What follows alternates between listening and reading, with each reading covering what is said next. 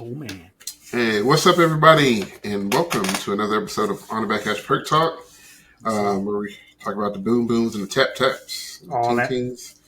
Of course, I'm Cedric, joined with my boy Will, and we got some special guests with us today, Mr. DJ Rhodes and Johari Harris from Choctawhatchee High School down in Florida. How's it going, fellas? Hey, Pretty good, man. Right? Pretty good. Thanks for having us. Yeah, glad to be I've here. spent 10, 20 plus some years and have never been able to say y'all school's name. It's okay. I done call y'all Choctawhatchee, all kinds of stuff. We got into a lot for prelims, and there was like three different. Hey, how do you say the name that's on the side of your Choctawhatchee? Choctaw. Yeah, Choctawhatchee. Yeah. Look, we had a Meraki Yeah. epiphany not too long ago. Been saying that group name. Yeah. America. America forever. America. Who is America? And we did a react to him, and I just said, "Hey, if we're saying this wrong, please tell us." And somebody in the comments was like, "May Rocky." Sure, like, right, sure enough. Like, got it. Won't forget it. So that just means I can start a group and call it America, and it'll be good. So, but no, glad you guys are on. Like I said, we always like to have people who do what we do, actively doing what we do, and talk about their programs and their shows. You know, we kind of talked about that. Me and Johari did via emails. Like, you know, world class gets a lot of love, open class gets a little bit, but you don't really hear a lot of folks talking about A class. And like running an A class group myself most of the time, like there's some folks out there doing some good work. So I thought it was a great idea to get you guys on and chit chat about your show this past year because you guys had some success.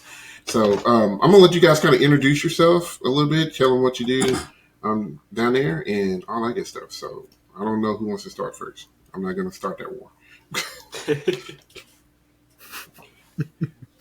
All right, I guess I'll go. All right, my name is DJ Rhodes. I am the percussion director over at Choctawhatchee High School. I assumed that role, what was it, right after COVID? So 2020, I want to say I took over that position as director. I've been on staff there since 2013. I got there under the direction of Jay MacArthur. So he was there at first. He hired me on. And it was a homecoming for me because I graduated from Choctaw back in 2010, and Shane was my percussion director. Shane Waltney was my. I was about to ask, were you there when Shane was there? Yeah, I got there fall season of 2006, and he was there. So I had him for 4 years, and then I left, did some things, started teaching in the area. There's a couple of people asked me to take over a couple of schools or help them. There were smaller schools, and then when Shane left, J-Mac came in and he asked me if I would come help. Obviously, we're trying to fill those shoes because Shane left some big shoes, a big void to be filled. Still trying to figure out how to do that because I'm not there yet. But yeah, it was nice. So I was there as a tech from 13 to 20, and then after that, I got pulled in as the director, and Johari's been my right hand man ever since. So you must have did some work as a staff for them to pull you in and like, hey, we want you to take the rounds. That's awesome. I guess I'm hoping so, man. I'm still trying to figure this thing out. I try not to. I never want to say I've figured anything out or done the best of work. I just put my nose to the grindstone and hopefully things come out right. Yeah. That's what's up. What about you, Johari? All right, my name's Johari Harris. I'm from around the same area as DJ, but I actually went to Crestview High School, so I'm a little bit up the road, the other CHS in the area, so that was that whole thing. We were also playing Shane books, so Shane was just busy in the Panhandle, just all over the place for that. So I was familiar with Shane and Choctawhatchee. I had seen indoor shows. They had came and did an exhibition at our school at one point because we had our color guard was very active at the time. So I'm in school from 06 to 2010. DJ and I were in school at the exact same time. I went up to Alabama to study at Troy University. Stayed up there for a while. Started teaching at some schools in the area, and then in 2019, I'm just like being a drum nerd, and I catch Choctawhatchee on Flow, and I was just like, all right, I got to figure out how I can become a part of that because I know where that is. And then I find like a Facebook ad or something like that asking about it, send in my little resume. I get a text from it was Bryce. Bryce texted me.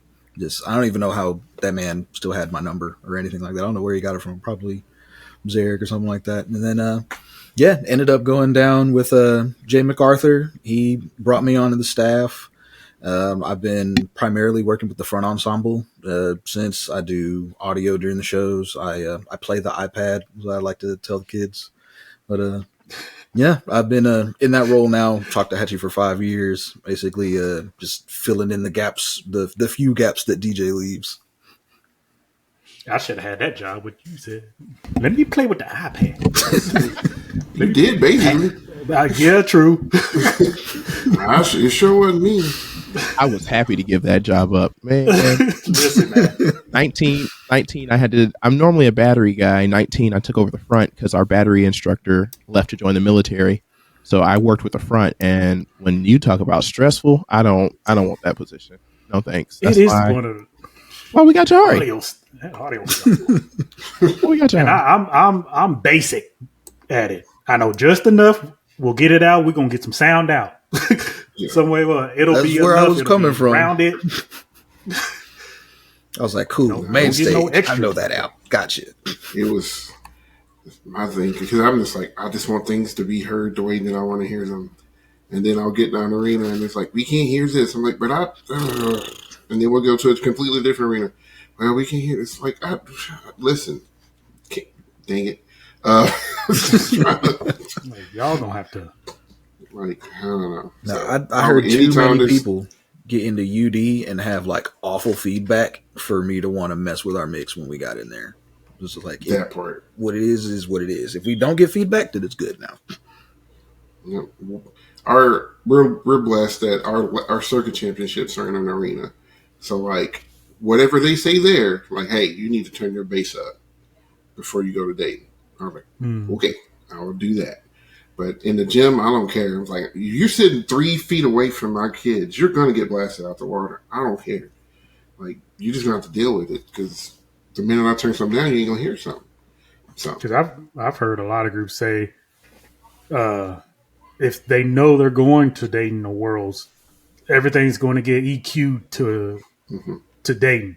Mm-hmm. And then any show before that is minor adjustments.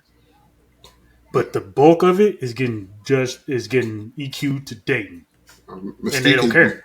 Mystique has blown up a mini gym. A mini gyms, and it's like, God, oh, like, are we in the group too? Because it's that loud, bro. But let another group come out, and y'all gonna get mad at us. Yeah, that's, we can talk about the A class strife later, but like my big thing is like, how come a world-class crew can come in here and then blow the walls down? But if we're too loud, we just get the death penalty. It's like, we don't. Sometimes we don't always play by the same rules. And I was like, I don't think that's fair, but okay, whatever. We can talk about it later.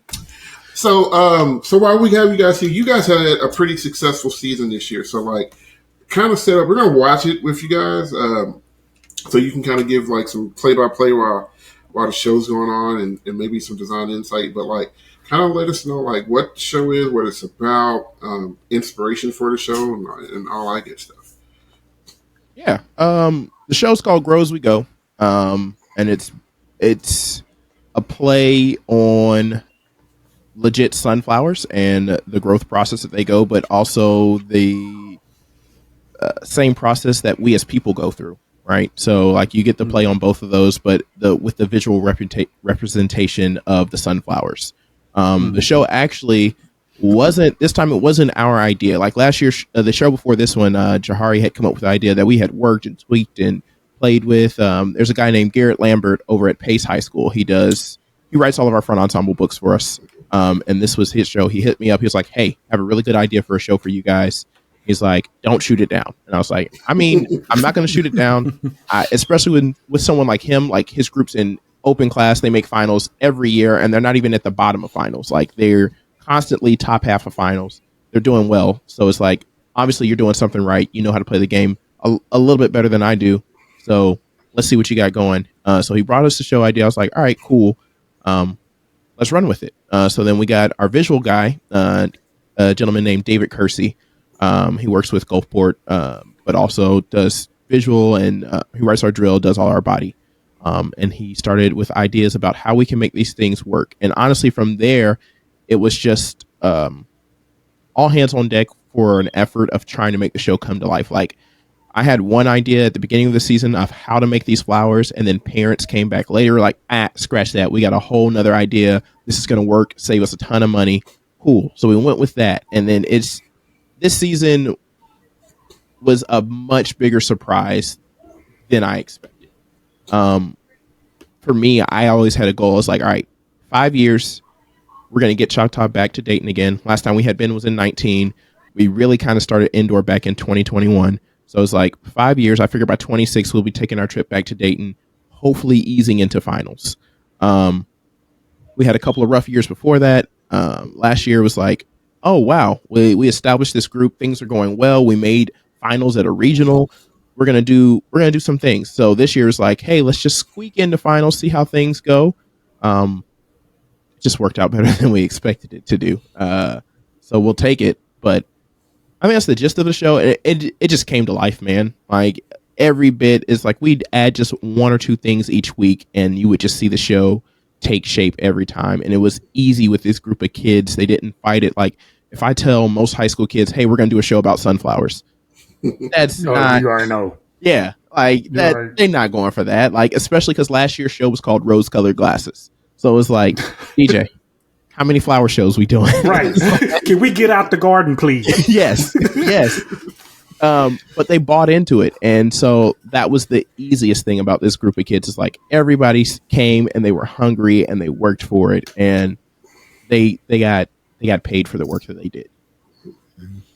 Yeah, it's always nice to be rewarded for the efforts and for everything that they do, for sure. Like, and I feel like it's kind of the same way that happened with us a couple of years ago. Like, the year we won, I was like, this was supposed to be a retraining year. Like, we were rebuilding, and they, like you said, they took to the show, and like, we did a love story, and I was like, I don't do that. Like, that's not a me thing. And they just like, nah, it'll be cool. We'll make it work. We'll make it work. And like, they bought into it and sold it week in and week out, man. So those are almost more rewarding than if you just like, we have all the talent in the world and we're going to go dominate. There's something to say when you don't think you're supposed to do it, for sure. For sure. So, all right. So we're going to take a look at it. So what we'll do for our folks watching at home, we'll put the link to the video down below in the description. That way you can watch over it without us talking over it. Though you might want to listen to this one, because I'm sure they'll have some great insight about things as the show goes along. We'll start it at 000 and all that good stuff. So everybody set and ready to go? Yes, sir. Yeah. All right. So this is Choctawhatchee High School, Grow As We Grow. Grow As We Go. The finals performance, multicam, and we're going to start it in 3, 2, 1, play. Performing their 2025 program, Grow As We Go. Really WGI Sport of the Arts is proud to present Choctawhatchee High School. Appreciate the farmer. Yeah, old Farmer John.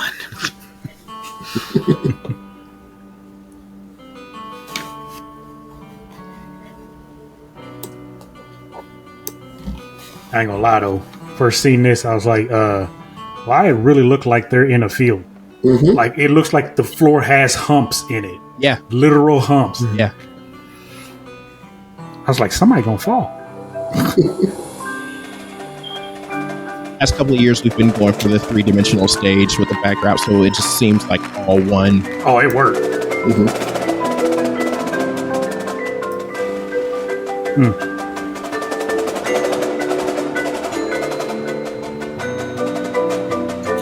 Yeah. Really appreciate the undulating dynamics with the snare.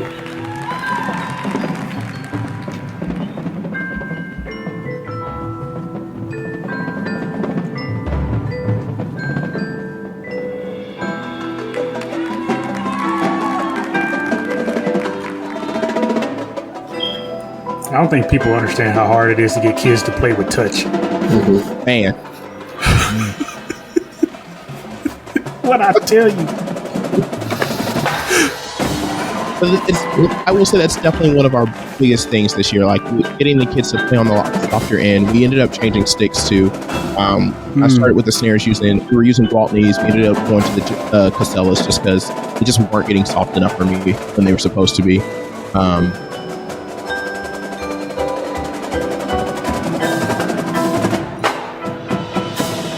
Build up and it wasn't overhyped is exactly what it needed to be. Exactly. Nice release.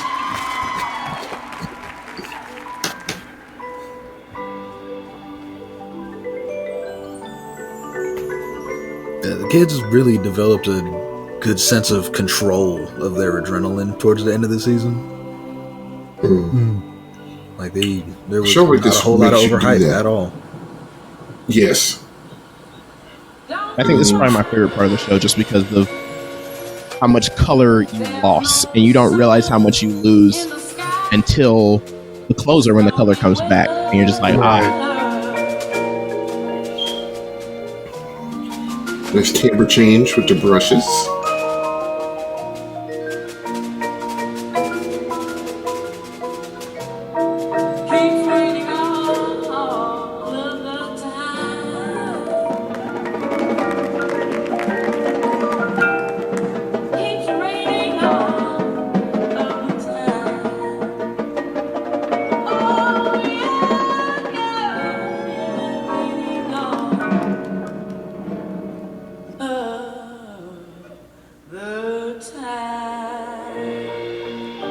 Now, did y'all use a singular trigger for the voice, or was it multi-activated? Multiple phrases. Yeah. Okay. It's just that real change. I wonder That's how kind of many what we people do. would do that. In the past, we'd done the per word, the per syllable thing, but then like with the new rules and it being able to be one trigger if his voice, phrases, cool.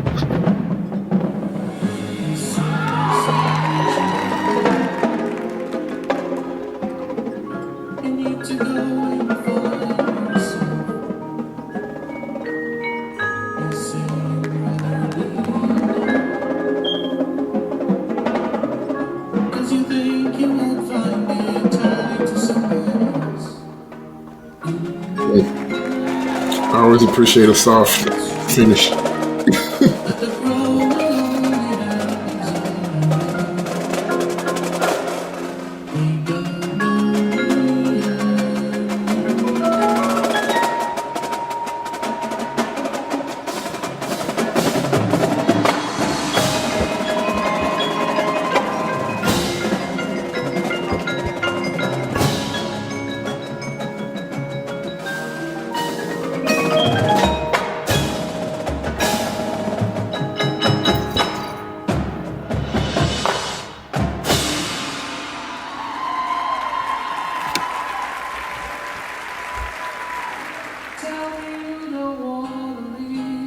Good stage presence is hard to teach too. Yes. It's when I tell you they peaked at the right moment for every show. I promise you, up until Dayton was on finals was April 12th for us, something like that. I think so. Up until April 10th, I was yelling about their stage presence. I promise you. It sounded about right. Up until April 10th, and it from with Walton Beach, Florida, with a group of kids who I don't have anyone in the ensemble who's been to Rhodes this level of this activity. No one had been here to experience this. They didn't know Good stuff. They didn't know what was going to happen, so it was like it just worked out perfect for us to start at Hobart, which is a smaller arena.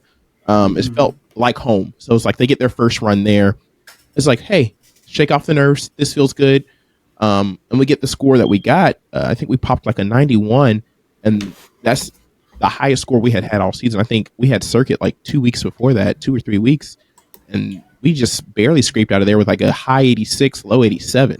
Yeah. So like that. yeah. So we pop a 91, and the kids are stupid excited. They are freaking out, and they were like, "Yo, we got a shot. Not only did we get a 91, we got second in our round.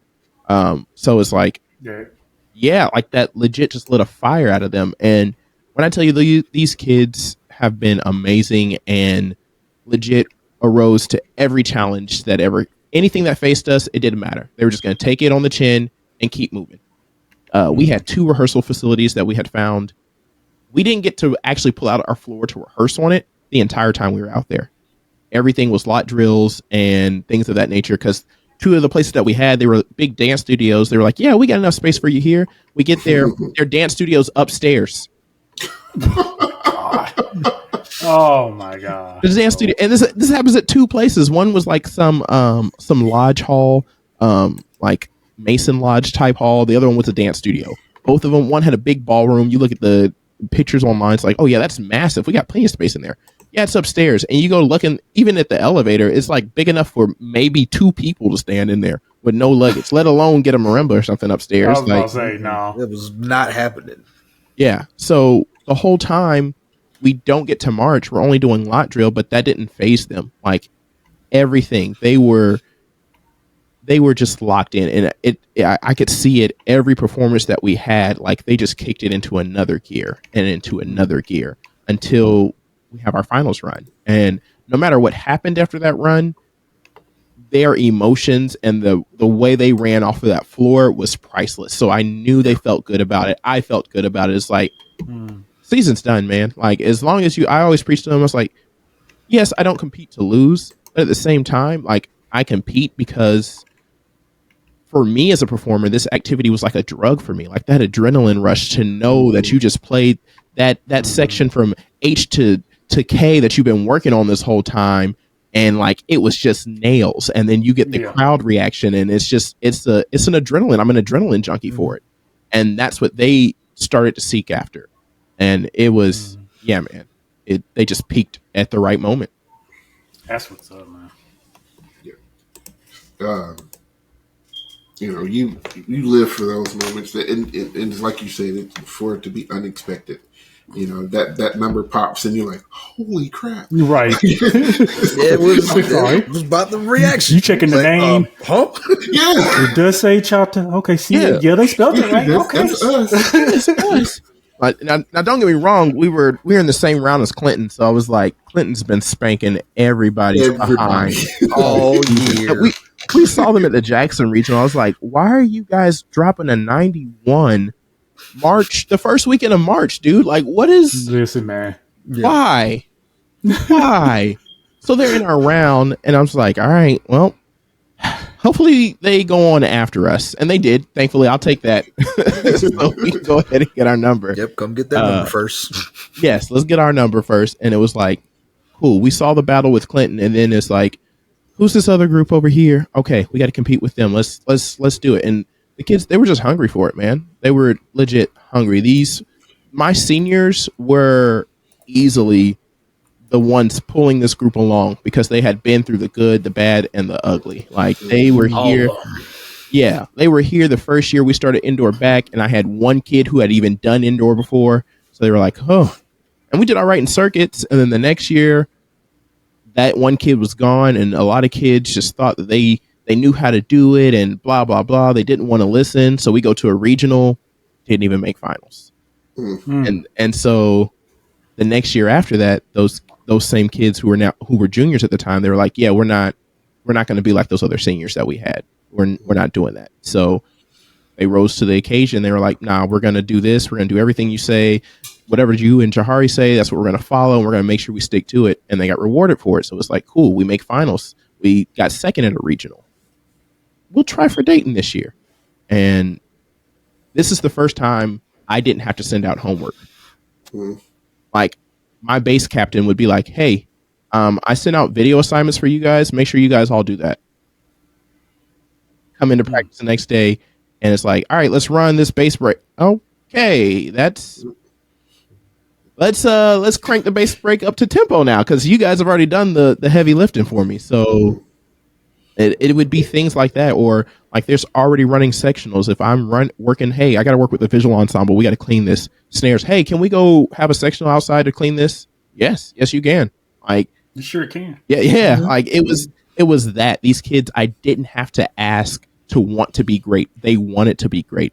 And it was just refreshing because even some of my newer kids who came in this year, they were like, yo, I had never done anything like this. And I'm not going to lie, DJ, in December, in January, I wanted to quit. This was the hardest thing I had ever done. I am so glad I did not quit. And I was like, yes, me too. It's like that, man. Big on the me too. It's like that. I've had my share of personal experiences like that. I was like that in drum corps. Yes. Cedric knows, I came this close to coming home mid-season. I was Boy, done. you better stay there. I was done. I was like, and I'm from the South at the time. I was like, I don't play this. Y'all Northern folks. I was like, I'm about to catch a case up in here. I was like, this ain't how it should be. But I would have hated myself if I had quit. Hated. But man, I went from being pissed mid-season to crying like a baby at finals, boy. We was balling. Ugly cry. I said, man, ain't no way. But Cedric, he can test it. It's the same thing with one of our years when I was with him at East. It was Boston year. Ian and Brendan, they took themselves to that room and learned that body work. I didn't tell them to do that. It's like the kids took the show over. When you can get that, you know you got something. Yeah, man. Because they bought in it 100%, and they're going to do things that's going to make it because they believe in that. Your kids believe in that product, man. It's a different beast. It's just like Seth said earlier. He figured it was a rebuild year. They come out and win. What? Y'all want to do it? And they sold the product. He ain't lying. If you catch that show, I don't know if it's on YouTube or not. It is. But they sold the mess out of that. It was about relationships, whatever. Ate it up. It's a concert group. Yeah. Are you kidding me? Changing the game. And you your kids did that because you two established a culture of excellence and ownership. Like they feel like their opinions matter. And so because of that, they're willing to do what you guys say, and I have that conversation with a lot of folks. A lot of times they're just like, how do you get the kids to do it? It's like they got to think it's theirs because it is theirs. We're not one note. Our success. Yeah, our success is nothing without them. I've talked about this with my band class before. I say, what is keeping you guys on a concert for when I'll start you off for you just not to walk off the stage? I don't have a gun to your head. Like, what's keeping you in the seat, making you do what I'm telling you to do? Like, at some point, you want to do it. You want to do the right thing, so you just do it. And just like, yeah, we got to try to, like, please don't try that. But, it's all hypothetical. Yeah.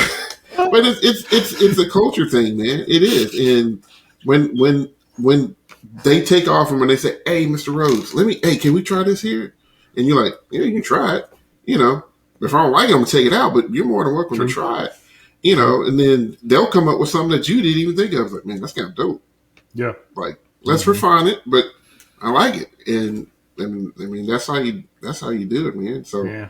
I'm not shocked at all. I don't. It was a long rebuild. Like I said, last time Choctaw was up here was 2019. I was still on staff at the time, but we were in open class. We made finals, and that was the first time Choctaw had made any type of finals since like 2009. So it was like, yeah. And then obviously COVID happens, so all the progress that we had built was pretty much just wiped out. I had a really big sophomore, junior class, and then before we get to restart indoor again, they all graduate. So it's like, dang. And it's funny because I see some of those kids now. Some of those kids are marching world-class ensembles. Like, I had two kids that were there to help build this program up, marching Mystique, one marching Infinity, another one marching Infinity 2. It was like, that was going to be the process or the culture to keep it going. And so we had to start all over. Like, unfortunately, Johari wasn't with us in 19 to see what that was. But like when he came on, it's like, all right, cool. But he had to be here from the beginning. Like, this was all the way rebuild over. And I saw a blind, and then it was like reset. I'm like, oh, okay. He's like, hey guys, how y'all doing? Oh wow, yeah, this is a drill. This how y'all gonna do me? this was not what I saw. Yeah, I just got here. There's no flow. yeah. Is this the wrong Choctawhatchee? I went to So I the was wrong like, one. wait a minute. This ain't it. So it was like that. And so it just happened a little bit. And I tell the kids too, you mentioned like, hey, making sure it's theirs. I was like, you guys realize this is the one job where my reputation is in your hands. Really? I chose a profession where I'm relying on 14 to 18-year-olds. So it's like, Literally. yeah, this is your show. How good do you want to be? How great do you want to be? I've had my time. I've done this activity, and my goal when I took to this role, I told Brad Parks at the time, I told him, I was like, all right, if you're going to make me director, I just want to make sure that these kids have the same experience that I had when I was in high school. I want to try and give them that same thing, give them the same stuff that Shane gave me, same opportunities, and to know what that's like. And so that's all we've been building towards, and hoping that this was a good step in the right direction to establish that culture going forward. I think a silver medal is a pretty big step. I think. Yeah, it's a little bit of a step. It's all right. But now I mean that's with the age of instant gratification, and we want it now, and it's hard for kids to see. Man, just stick with it, and just it'll get there. I've had some great kids in my program throughout the years, and we started going to Dayton our 5th year. That was my gift to them in 2013. I think that was our first year going to Dayton. That was my gift to the seniors. Like, listen, you started this when you were in 7th and 8th grade. Here's your gift. We're going to go to Dayton. Came in like 63rd place. We was like, we beat somebody. Thank God. Hey. But, we kept going because for us, we just like, we know we can't, the biggest I think we ever were when we were up there was like, 16 kids? Always 8 in the battery and like 6 to 8 in the pit. So we knew. But we always got better. And like people were always like their shows. I was just like, listen, like, we're getting better. We're getting experience. We're getting to see all this stuff. But they kept coming back because they kept getting better and they kept getting better. And then we went concert, and I was like, hopefully it'll stick. And like we were officially gotten to the point where we've done concert more years than we actually marched. But still, there wasn't an A class when we started concert. So we were in the open class getting thumped 10th, 9th every year. But they kept coming back. And then one year, this was just like, we're going to make finals. It's like, good luck. It's like, I'll do everything in my power to get you there. And I think the pain of getting close and not getting there. Mm-hmm. The year before, I was like, hey, we're doing well. Like, maybe we got a shot, half a point.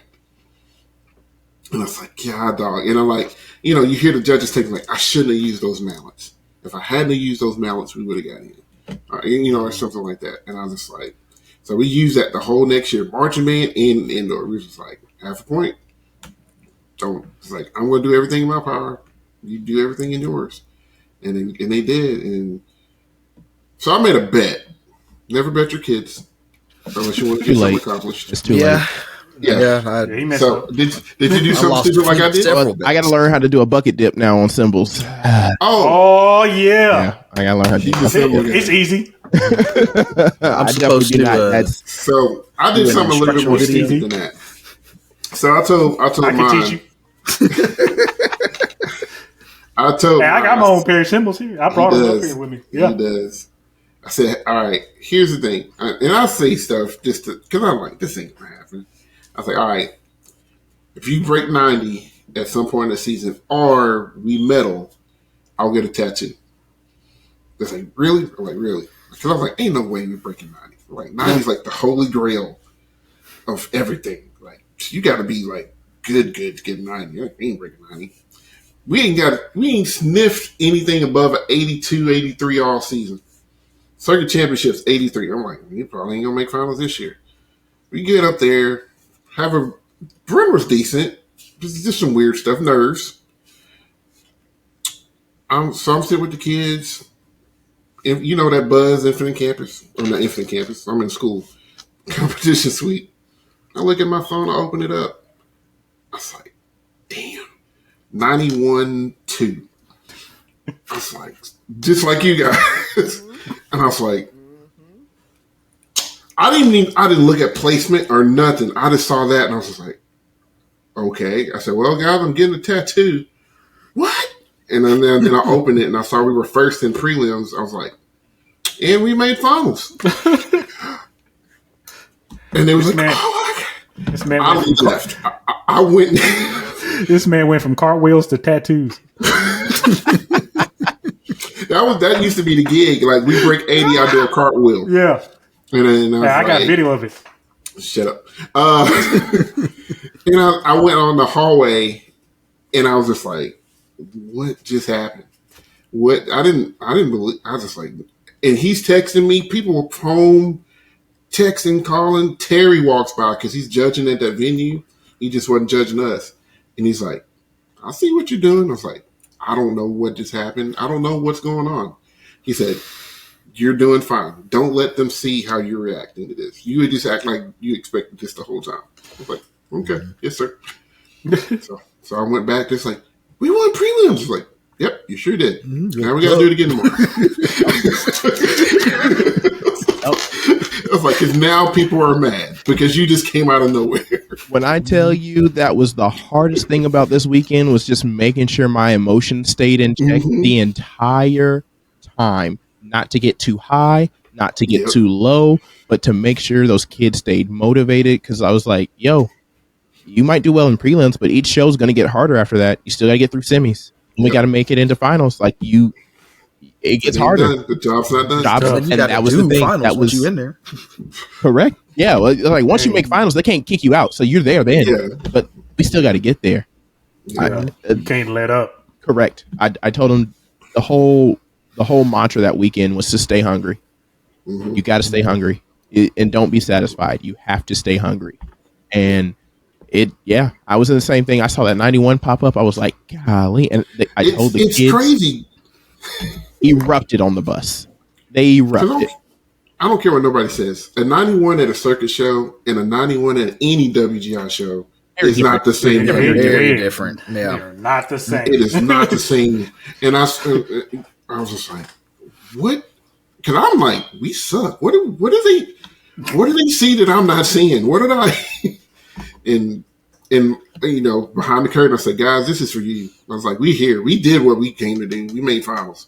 I said, and then they went out and had the best run of the season for finals, and this solidified it. And I was just like, and I was cool. I was calm and cool and collective the whole time until we got home. We got about 5 miles from our school. They gave us an escort, and one of the kids was like, why is the police here? And I just lost it because they never experienced anything like that. And I was just like, okay, now I'm crying. Thanks. Yep. But so I completely understand, man, and that's something that you guys won't forget, and all that good stuff. So it's awesome to see and to hear. So I don't know how about you. Like this is nothing I thought I'd ever experience. I literally told the kids, I was like, yo, you guys have an opportunity to do something I haven't done yet. That's what I told. It was right after prelims. We were at our rehearsal site, and I was like, yo, you got an opportunity to do something I've never done. I've been close. I've gotten fourth twice in high school. I didn't get to take a medal home. You got an opportunity. What are you going to do with it? And so I think the biggest thing for me was we were coming after we pull that floor up the tunnel and we're loading stuff back in the truck. One of the kids was like, hey man, we did this one for you, DJ. I was like, now I'm gonna start ugly crying. Yeah. Because you don't want them to say that. Like, it's great that they think that, but ultimately, like, you do it for yourself. Yeah, I want you to do this for you. This is your opportunity. Not for me. This is for you, but I appreciated it for sure. Yes. For sure. Mm-hmm. That's how you know you got good connections, because they're thinking of the instructor just as much as themselves. It's like I don't want to say like a parent kid relationship kind of deals, whatever, because they want to make you proud. It's a mentorship, you know. Yeah, because they want to make you proud because they probably really do see how hard you're working. They may not say it, and then times like these come, then those emotions start to just spew out. Now it's like you get what you got. So, yeah, I had a kid at the end of the tunnel tell me that he was performing the end of the show like just to me, and I was just like, dude, now we both boo-hooing. Don't do this. Like, don't tell me that.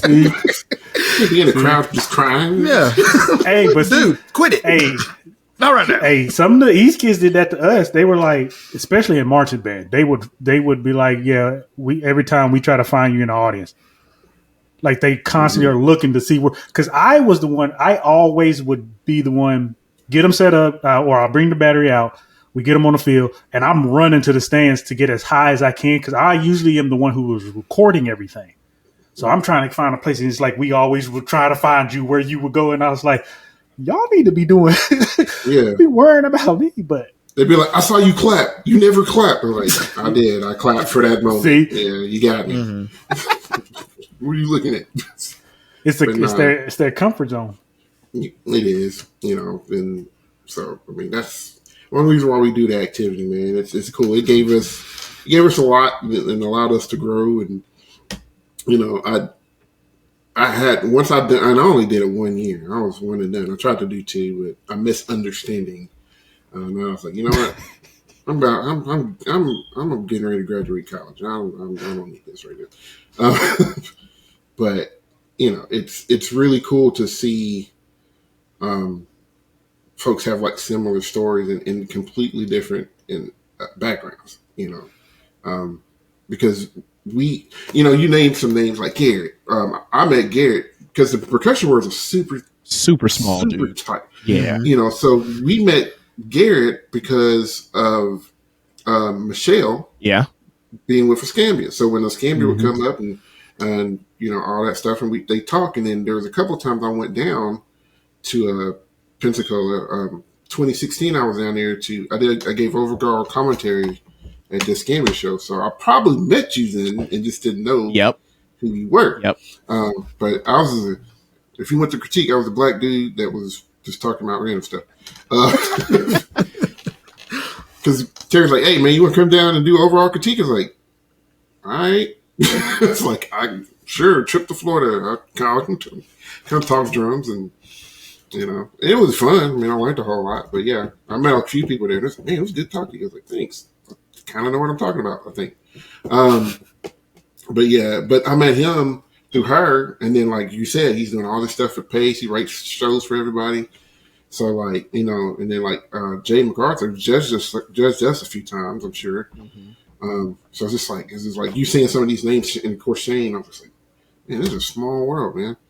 It really is. It's crazy. And Garrett he's been my voice this year, like my voice of reason when I go to talk about certain things big time. Like obviously there's other people, but he's here, he's close. It was his show. So it's like I go to Garrett about a lot of stuff like, hey man, how does this work? What do you think about this? Why doesn't this work?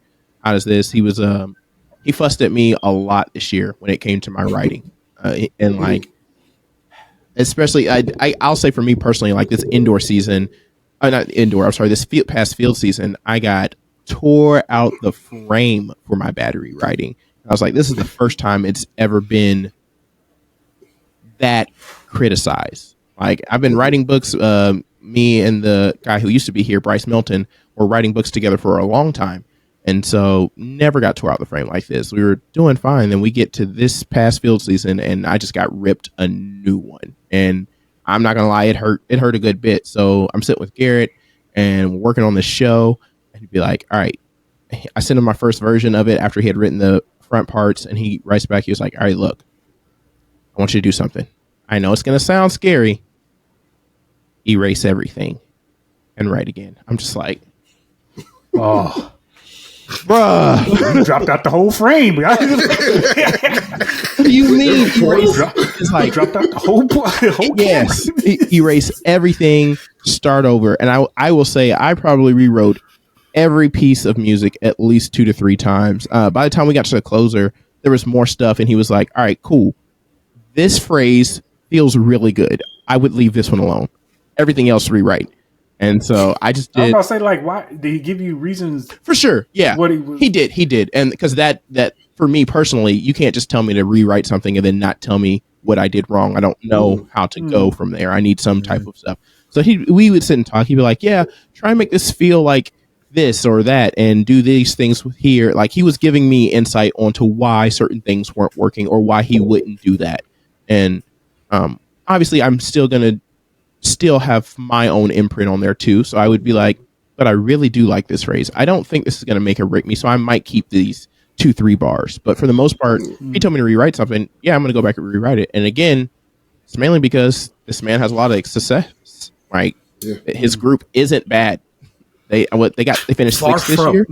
Yeah, they finished 6th this year in open. Like they're not bad. So I was doing a whole lot of rewriting this year, just trying to get better at this thing, man.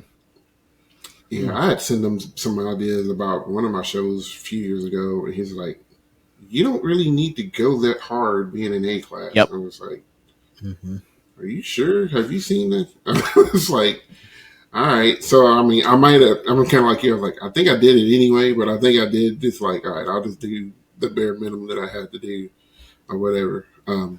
But I mean, like you say, to dude's had success. He knows what he's talking about. And I think that's kind of important as designers and stuff like that. When you ask for somebody's help, you know, and they're willing to help you with no cost. Take that help. Listen, take that help and listen to them. I think some people sometimes get so caught up in wanting things to be done their way, like you know, the Boston Strong Show. I didn't think I was like, this ain't gonna work. And Will was like, we got it. I was like, staff, go. All right, drill, you just in the music and you'll just do. And because I was willing to relinquish control over some stuff, we had a very successful year that year. You know, so sometimes it's like, yeah, I mean, and me and him battle about that all the time. He'll write something like, well, this ain't gonna work. It's too much. He's like, no, man, I got it. I was like, no. Lots of times. So, but lots and lots. But we trust each other's judgment. You know, we never, you know, either one or two things happen. It's going to get better, or I'm like, well, I told you it was going to work. And I'm like, no, you're right. Yeah. So it's good to have that type of help. You know, we talked about Terry Sanders a lot. Yeah. And, you know, there's lots of folks out there that would do it. Man, Uncle Terry he's the truth. And even for us, like, it was kind of Garrett's idea, but like in our circuit in the GCGPC, I'm the percussion rep. So like Garrett and I were talking, and we ended up starting like a percussion roundtable because we just have so many young instructors in this area. So now we meet like once a month and we just sit and talk, and they get ideas and tell them like, yo, how do you fix this? Or what is going on over here? And it's just like, because we kind of lost that community like that. My favorite thing about Dayton isn't necessarily Dayton. It's the fact that it's a giant family reunion, man.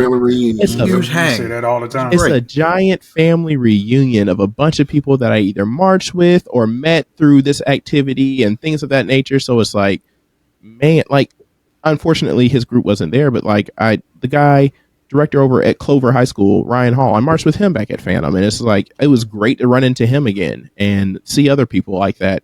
And that's what I love about it. So it's like we didn't have that community going anymore. And so a lot of these younger people were falling into the same pit traps that I did. Like a couple of years ago, like you said, I didn't relinquish enough control. And it wasn't because I didn't want to. I was just trying to save money, wanting to get great at this activity. So one of the first years as a director, I'm going to design the show, write the drill, write the battery music, and take care of all this other logistics. It was, no, I'm not going to do that. That was tough. It was easily the worst decision of my life.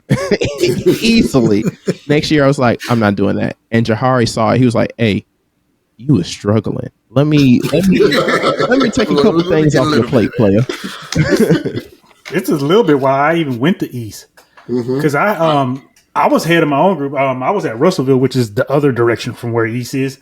and I took over for one of our good friends, Nick. His name is Nick. I took over the school for him. My first year was trash. Point blank. And I hate it for the kids. I think we did our best. We tried. We put some out there. It was semi-successful. We got a medal, which I call by default. But the next year, though, I learned a lot. I closed the gap on a group that is now Independent World. And we just, I think also at that time was about when we started learning with Terry. And it was Cedric and mine first time having real staff. Like he had me and plus a bunch of other people was on staff with Mallory and all them. I had my own staff at Russellville. And I was like, you look at it and you're like, you realize how much this is needed. Yes. And it's not so much because it's like you said, you have the skill set to do it. And I don't think maybe school depending, it's okay. But at the end of the day, man, it's like you still need it. For sure. You need them eyes because like he said, when we did Boston Strong, that it wasn't my idea, but I forwarded from someone else and we plotted it and planned it. And I told everybody out of the group, I was like, look, if we're gonna do this, I need to present this to Cedric in a way to where he has to barely do anything.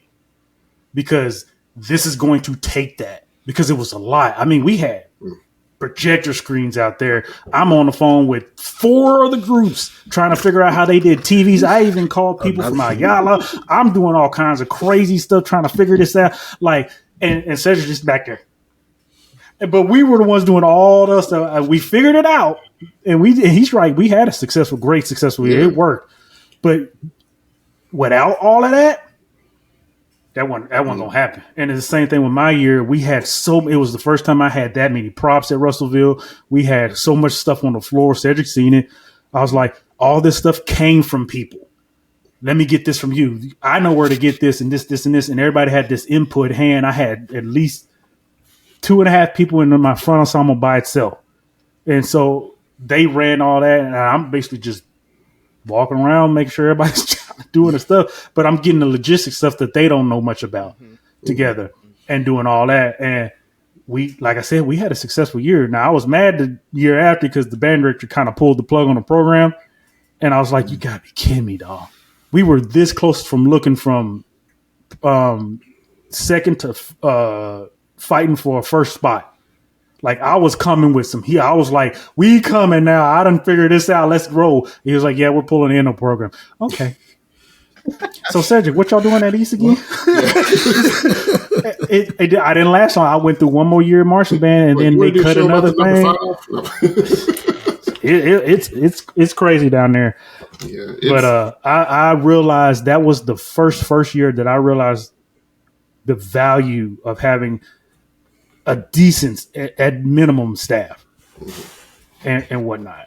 And by minimum, like he talked about, we had a big staff. Like big staff is like me, him, and 2 other people. Like man, I would love to have that. For the most part, this whole season was just me and Johari for the most part. Like it's tough, ain't it? Yeah, because it's been me. Rough. Like it's been me and Cedric for I don't know how many years. If he is sick or I'm sick, then that just leaves one person there to handle all the things, and it's just like. Towards the end of the season, we ended up getting another cymbal tech, which helped because I was heavily relying on my senior, she's a beast. She's a great kid, but she was pretty much my cymbal instructor. Like, because I didn't have a cymbal tech. It's tough. I had one at the beginning of the year, then I didn't have them again, and then so she kind of stepped into that role. She's like, "It's cool. I'll take care of it. I'll make sure it gets done," and she did. So I'm very thankful for her. But like, it was just us, and it. Man, yeah, having a staff, it does. And I look at a lot of groups sometimes, it's just like, how are you able to do this? And I see 7 people walk out. I'm just like, you can divide and conquer. It's a whole lot easier when you can divide and conquer. Mm-hmm. I think I had to send in a form or something to WGI about staff for the regionals. It's like, how many staff you got? So you list all your staff where I put me because I'm dead. It's just me. And they emailed me back. It's like, you only put one name down for your staff members. I'm like, that's correct. I ran it by myself. So I think people just, you know, even in the concert world, like people still have like 2 or 3 folks on staff. Neat. You know, it's just like, you know, my thing was I couldn't pay them. Like I wanted to make sure they were compensated for their time, and I'm just like, if I charged the kids at that time when Will was doing it, I think I charged the kids $200 for the season. That was it, and I was just like, Will, I can't pay you much, and he's driving an hour to get to my rehearsals. Oh, plus, and I'm just like, it's an hour 45 from where I live, because where he actually lives, I live across the state, like the whole other end. So I'm driving. How many years did I put in the East? A lot. Like maybe 9, 10, somewhere around there. And you're talking about that many years back to back, plus marching band, eventually plus marching band, and an hour 45 minutes both ways. And he told me years ago, he's like, dude, I can't pay you.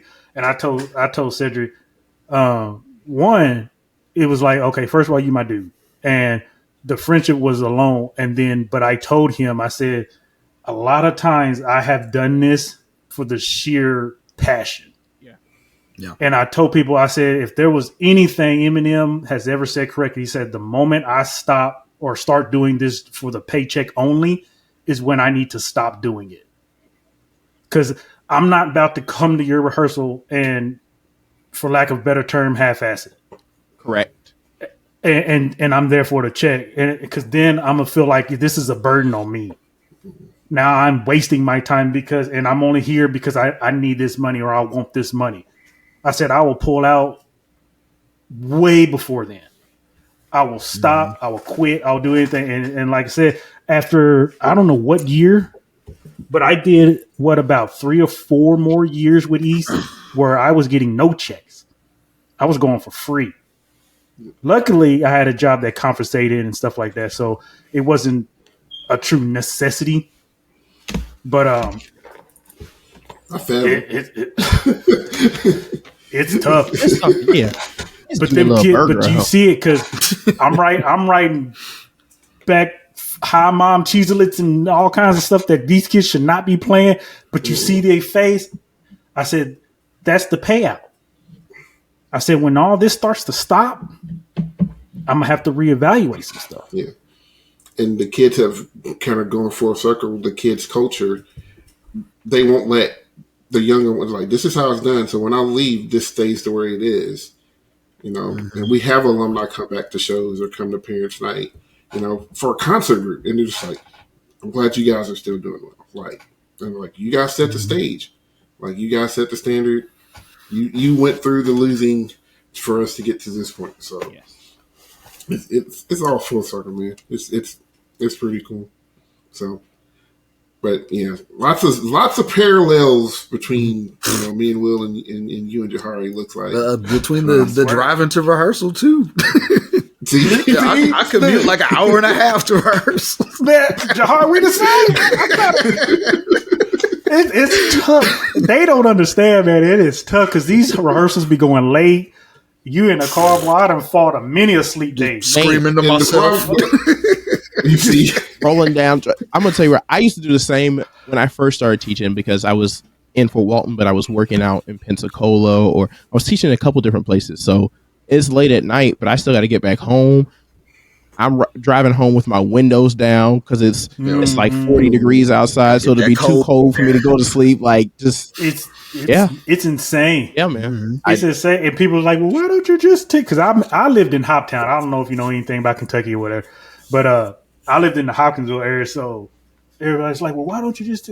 Man, I am like the slut instructor for Kentucky. Like, I done taught everybody.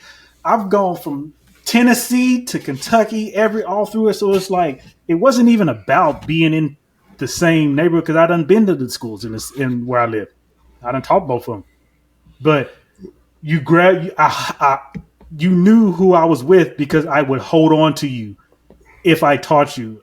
The worst I ever got, and I swear on my life that I would never in my life ever do it again. I taught 4 schools at the same time. DJ's like, yep, I will never do that again. It was in my life. 3. Will I ever? I did 3 and never. Never ever again. I said, this is insane. I said, what am I doing? I couldn't. I was trying to be what everywhere. Am I doing? And because you try to give all those kids all of you at the same time, and you just you can't. And you're right. And it was tough because they all soaked it in at the same time, and it was worth it. Each one had its individual worth it. But at the same time, I was like, bro, I am not Superman or Jesus. I was like, I got to calm down on something. But yeah, what I knew what I was driving to made it worth it. Mm-hmm. And said contested, and because he used to tell we had meetings with the kids a lot of times, and we had these discussions. And I was like, man, if they weren't that, because when I got there, man, they just took it. There was like, it was almost like a shiny new toy, I guess, or like kids see something sparkle and they just want it or whatever, and they kept soaking it in. So I'm teaching them all kinds of crazy stuff that they don't even need to be learning. And it's great. This was my potential being just shaking my head like, why? You know, it's that because East is the first school I ever taught Moeller to. I know. Why are we playing Moeller? I taught a kid how to do a hand vibrato just as a bit because we were on a break. I was like, hey, come do something real quick. It ended up in the show. Yeah. So I'm like, man, okay. But it was the fact that so much willingness. It was like, man, that's cool. I know this. I learned this. I taught when I was at Russellville, one of my marimba players, they were the first group, it was his first time learning how to play a fivelet. He went through a group up in Eastern Kentucky. It was an independent group, independent world group. Well, no, were they open? They were open at the time. Independent open group at Eastern Kentucky. He was the only student in an independent group who knew how to play a fivelet. All because I taught him. And then he wound up going to Mystique. So, yeah, but they play everything. Yeah, he done been everywhere. So, but it was just shocking to me. I was like, "You're telling me?" I was like, "So y'all are late?" Because I thought I was late. I was like, I figured this was like something everybody was doing, a standard thing or whatever. Nah, I was like, it's not even real music. It's a rhythm. I was like, so what? But they. I don't know. The first group that I ever in my life wrote to was my own alma mater, high school. Went back and taught, and all we played was a warm up. Something happened to where the group couldn't make, and the band director had to end the program. I mean, we tried. We had the numbers, but I don't remember what it was. It might have been a financial thing. It's been so long, but I had wrote this warm up, and it was the first time they learned it. And dude, the smile on my face was ear to ear like the Joker. I was like, this is it. I was like, dude, I wrote this. So I'm like, I'm on cloud nine. I was like, I can't believe something I wrote. I got this many people to do it. Y'all are in trouble. So it's like, I don't know what to tell you, but it's crazy though. It's actually what it do to you. So, Johari, are you basically are you like the front guy? Yeah. I mainly work with the front ensemble. Sometimes I like to run out and fuss at the basses, but it's mostly front ensemble stuff that I do. They need it. Yeah, that sounds about right. They need some fussing periodically. Were you a front guy like throughout school? So when you played, that's kind of like another thing that I find interesting about being DJ is that we're like both similar ages, and then we both kind of just took different paths as far as like percussion is involved. So like the similarities. Yeah, DJ did indoor. He did marched Phantom, did drum corps and all that other stuff. And I went to Troy and I did symphony orchestras and percussion ensemble. Played at a couple of PASICs. Stop the podcast because it can't be this similar. It can't be this similar. This is you are Cedric right now, and what's funny is you're underneath him in my video screen, and I'm above DJ, and I'm sitting here like, yeah, I'll march drum corps because I marched Madison Scouts, I done all these indoor drum lines and taught all these schools. Me and him, we done taught way too many schools at the same time. What is happening? Yeah, no, I just was in the percussion ensemble scene, but like simultaneously staying a drum corps nerd and like going to the Atlanta Regional every year, you know, getting a group of people, keeping my Flow subscription updated, stuff like that. And then figured, you know what? That's something I have not done. I want to go do something that I haven't done and see how good I can get at that.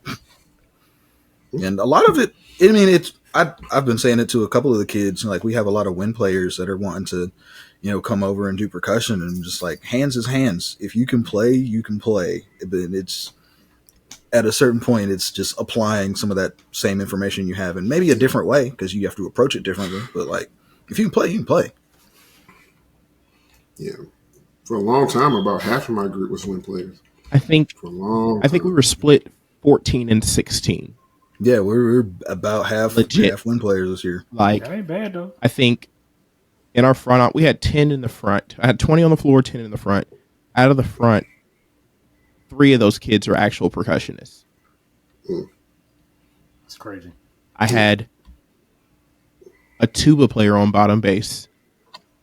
All of my cymbal kids are wind players. I think all of my VE was wind players. Yep. Like, that's my Russellville group. March 14, and only 3 of them were percussionists. What? Yeah. Yeah. Mm-hmm. Here's the real test, though, DJ. What's your first original instrument? My first original? Okay, well, it depends. In the band setting, I grew up playing drums in church. So, like, I was a church kid playing drum set. But I got to band, and I remember very specifically, my middle school band director told me, he's like, we already have a ton of percussionists. If you could play this... Same story. So, everything happens for a reason. It's fine. My 6th and 7th grade year, I actually played trombone. And oh my gosh, Cedric! I thought you was about to say trumpet, and I really was about to shut down. Losing. I played trombone, and then my 8th grade year, all those percussionists that my band director said we had, they all quit. So I got to switch back over to percussion. Yeah, I'm actually a original wind player. Okay, I'm a converted percussionist, which is crazy because I'm pretty much self-taught. All the indoor. When I first started out in indoor, we didn't really have any instructors. The first indoor group I was with, we didn't have a front tech. It was basically there was like 2 guys and 2 directors, whatever. One of them would just switch back and forth kind of, and one would just get in front of us directors. We'd have to learn something, and then they would just run that section or rehearsal and then go do something else. We never really had techs. So, and I was in the front ensemble, but I'm pretty much self-taught on percussion and cymbals and stuff like that, or battery and cymbals, whatnot. But yeah, first thing I ever played was a trumpet. Even more funny, in drum corps, I played euphonium. Ugh, I didn't even that heavy thing. Exactly, and even better, it was a G horn. He wasn't even B flat. It was the last year of G bugles. So now in drum corps, is that where you were marching? Were you marching that, or what did you play at Madison? At Madison, yeah. Okay. At Madison, I played. We played. It was the last year. I played euphonium. Yeah, wanted to cry every day. I believe. You could pick up a house, though. Literally. Tricep strong. So, did y'all have any thoughts about? Did y'all hang out for World Finals and stuff? Oh yeah. We had to. Okay. These kids, they were itching. We had to. So any thoughts about that? You know, we did. Like I said, before we did this, we did a recap episode. I'm like, well, you wore the same thing in the last episode. Shut up, mind your business. But so I'd be interested to hear your thoughts about how some stuff shaked out. Wow is my first thought. Wow. We didn't stay for retreat. We tried to beat the traffic out of there. Smart. But we saw everybody, both Scholastic and Independent. First of all, the Scholastic side, it's just getting dumb, yo. Like the stuff that these people are doing now is just ridiculous. Like the fact that Avon had like so many pounds of steel on the floor and a team of 843 dads to help set that thing up. Like, I'm doing good to get the 4 band dads I have. Kids operating this. Yeah, and then you like operate like the show idea in theory and everything that would happen, incredible. Logistically, I would have scrapped everything about that. No, it wouldn't have gotten done. Where are we getting this steel from? How much did that cost? We spent an hour and a half. How much did that cost? And now I need you to be able to get this up and down in a minute. Both ways. Both ways. You got a minute to get it up. I needed a minute to break down, get off the floor, and let's go. Like, that sounds... How did you fit this in any high school gym? How? And then after that, it's just like, California kids are dumb. I don't know what they got in the water over there. I don't know what it is. It has to be. Understand. It's just uncalled for. Ayala this year, I was not expecting them to come out swinging like that, and they smell blood. It's like, not fair, man. Chino is wounded. Yeah. Chino is young this year. Give me Chino. And that's they went out for everybody this year, man. It was just uncalled for. On the independent side, that was just George Mason was fun. George Mason was a lot of fun. RCC was they were just different, man. They were just different. Yep. And I don't know how you separate them. I'm generally not a huge fan of Rhythm X shows, but I enjoyed this one this year too, and I would have hated to be a judge this year. I would have hated done it. No. Nope. I couldn't have done it. I would have hated to be a judge this year. Point I one, man. Cheating. I remember looking like, hey, who you got? I'm just gonna write down what you got. I don't know. I'm not gonna be the one responsible. I'm just copying what you put down. Right. Mm-hmm. Yeah. We kind of talked about that with X. I feel like they're kind of reimagining themselves a little bit, especially with that move to Indianapolis, because it's an X show, but it's like it's a fresh approach. Yeah, it's definitely. I feel like they've been that way the past couple of years. Yeah, I know. I mean, Front's crazy. God, those marimbas. I'm trying to figure out how to steal that and either marching band this year. Insane. Yeah, I'm gonna go back to that design video that they had, and I'm gonna put all them tunes that they said on my my little Google Doc. Right. I did that with Blue Coats from like this past year. I was like, I'm finding all of this rep. I can see what I can use, because I'm known for marching band, because I write our marching band shows because it's cheap, not because I'm good at it. But it's just you know what? We're gonna save about $2,000. But like the past 3 years, I've pulled a Blue Coat song out of somewhere for something. Like, you know what? We can do this. It'll work. I can water down enough. Mm-hmm. Sound good. And good enough thing is I have enough percussion, a good enough percussion section that can pull some stuff off to at least give the illusion. But no, man, some of this rep. I mean, Blue Coats just released their rep for this year already, which is weird. Yeah, that was normally don't tell really anybody what early. they're doing until finals. Yeah. Like, this is the name of the show. Friday, here you go. Right. Wait, presenting the show. What? After they've done the show at finals. It's right. Like, oh, that's what it was. Okay. Awesome. But yeah, we talked about this. George Mason, probably my favorite for show. It's just so tongue in cheek. Yeah. And I love shows like that. Like, if you're not gonna leave me either thinking or refreshed about life, at least make me laugh. Mm-hmm. Give me something different, because you guys know how it is. It's a lot of people do the same show with just a different coat of paint, and sometimes it gets hard to watch finals because you're just like, I just saw the show 6 times. Now this year I think it was a little better. Like I was able to watch finals and not really get bored. Oh, for sure. Yeah, there wasn't 8 shows about death this year, so it was fine. Yeah. So because even in the concert where I'm just like, if when I get to a point where I'm just doing straight up classical music, I'm getting ready to retire. Because I'm tired and I can't think of nothing else. So, you better hope Kendrick Lamar keep bringing out them bangers. Because I refuse to do some bop. God, Drake getting jabs in the indoor too. Yeah.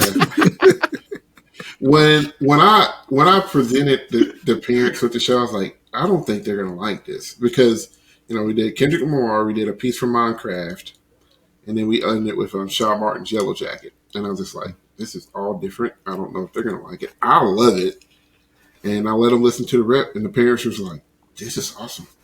I love this. I was like, okay. I don't know how well it's gonna compete, but we're doing the thing. Yeah. So it's all about that buy-in. So I'm trying to think. Do we ever do any like weird what's your favorite peanut butter sandwich? What? I think that's the other. That's the other one. That's the other one. Yeah. Yeah. We typically do. Yeah. But no, it's I don't know if there's anything else. We've been on for a minute. It's been all right.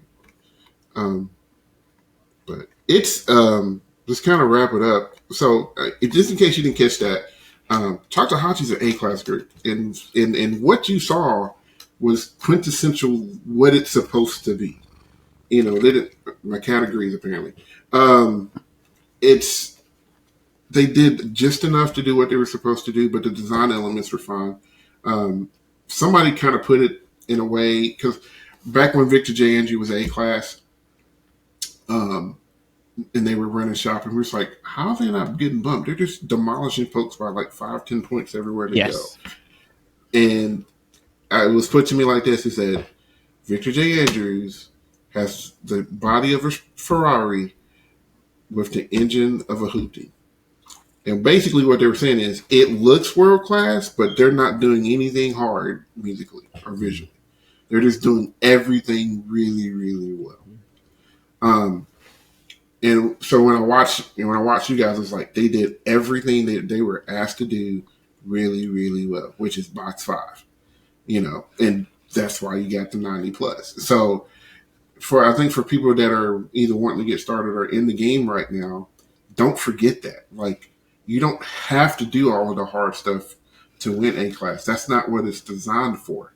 It's designed for those groups that are experiencing open class elements, but have truly mastered the beginning skill set, both visually, musically, and from a design standpoint. So, I think for you guys exemplify that to the fullest. Your guys, kudos to you guys for doing that and designing a really, really, really smart show. Because, I watched that Clinton show. I was like, I don't know if this is And I still haven't seen their show yet, but everyone says that they played their butts off. They just, and that was what I was always taught. Shane used to always tell us, "Hey man, the name of the game is play clean, you win." They just played best clean. Best effect is just be good. Yeah. Yes. Excellence as effect as it is. Phrasing. Excellence in relation to effect. You have to execute for things to be effective. So, they go hand in hand for sure. So it's good to watch because a lot of people don't get to watch A-class for whatever reason, and it's good to see what a solid program does in that classification. And ultimately you want to move up, but at the same time, man, if that's what you are, that's what you are. And I'm not saying that that's what you are, but I'm just saying, talking to folks in general, to me, there's no shame in being A-class. I like it down there. I can push the envelope a little bit. They keep kicking me out of it, but, but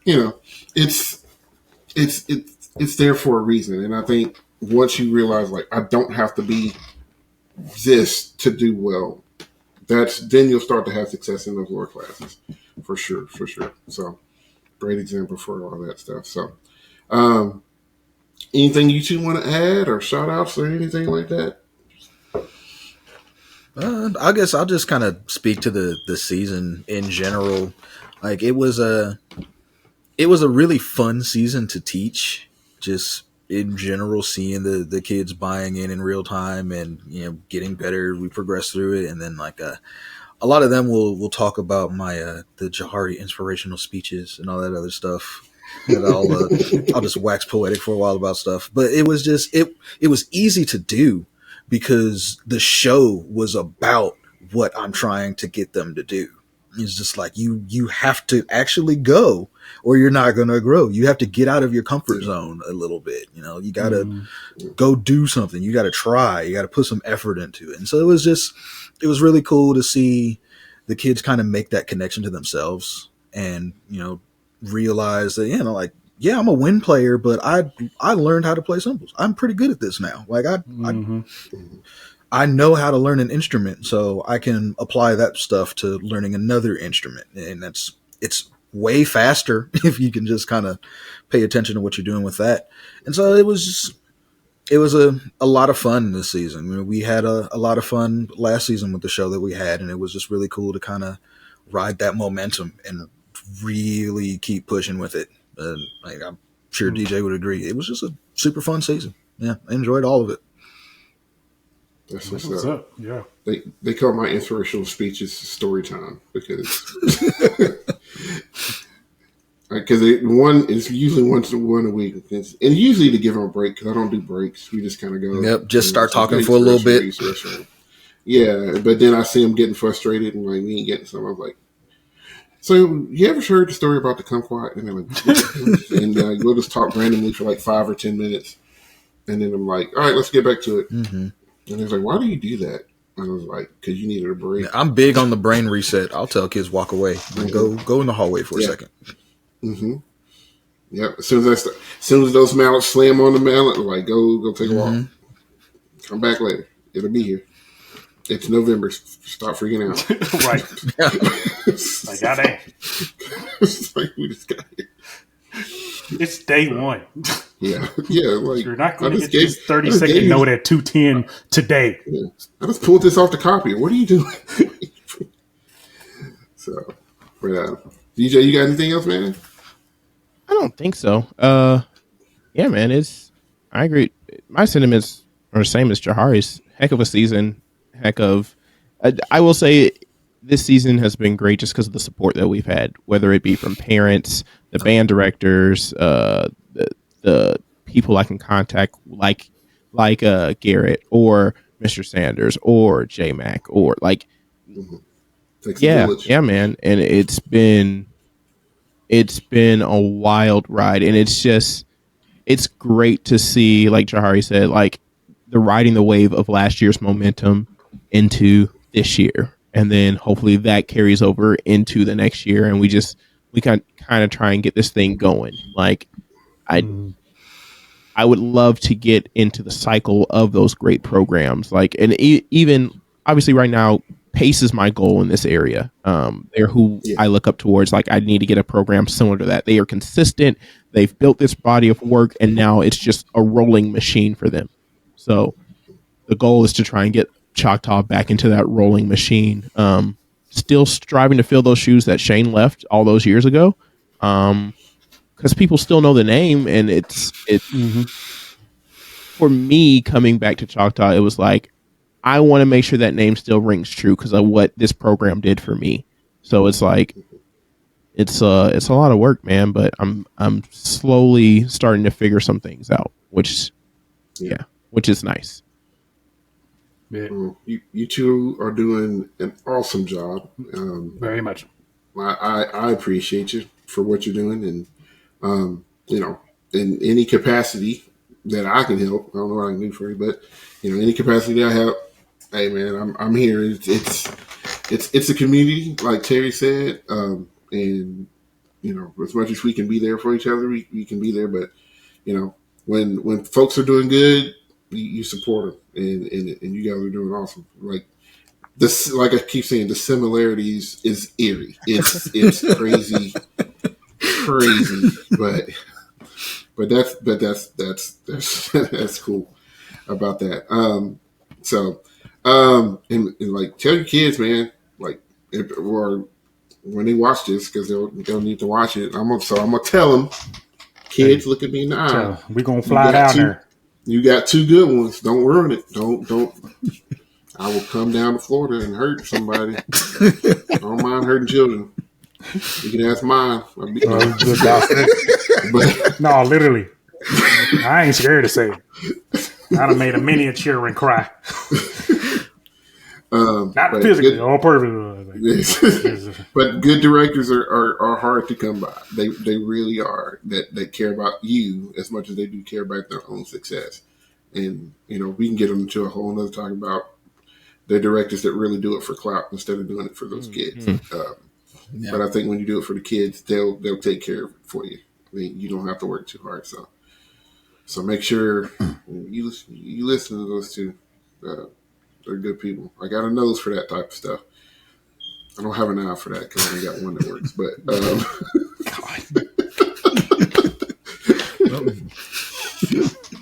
just going. Listen. Will is used to my shenanigans. Yeah. Oh,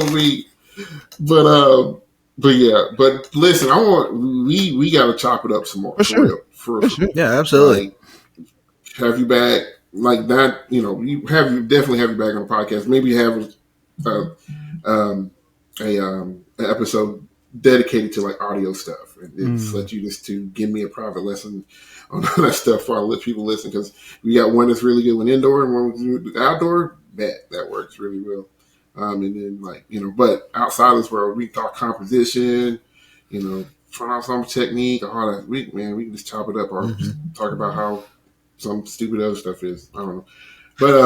But yeah, most definitely have you guys back on for sure. For sure. It's been fun. If it wasn't a school night, we'd done longer, but I got to test the kids in the morning. Understandable. Yeah. Understandable. So down in the comments below, let us know what you think. If there's anybody else you want us to try to get a hold to, or shows you want us to watch, we can do that too. You can find us on YouTube, Instagram, Facebook, and Twitter. You can also listen to us on Spotify and Apple Podcasts. Hit the like, comment, share, and subscribe button, and all that good jazz. It's free for now, but we need Will to stop selling those feet pics. So we really We're getting tired. It's a lot of lotion. Just kidding. Oh my goodness. No diddy. I'm gonna say you better stop. Well, that was the last episode of Yeah, I guess we're not coming back then. All right. Nice having you. For Will, DJ, and Johari, my name is Ted. It's been another episode of Perc Talk from On the Back Hash. You guys take care. Have a good night. Leave.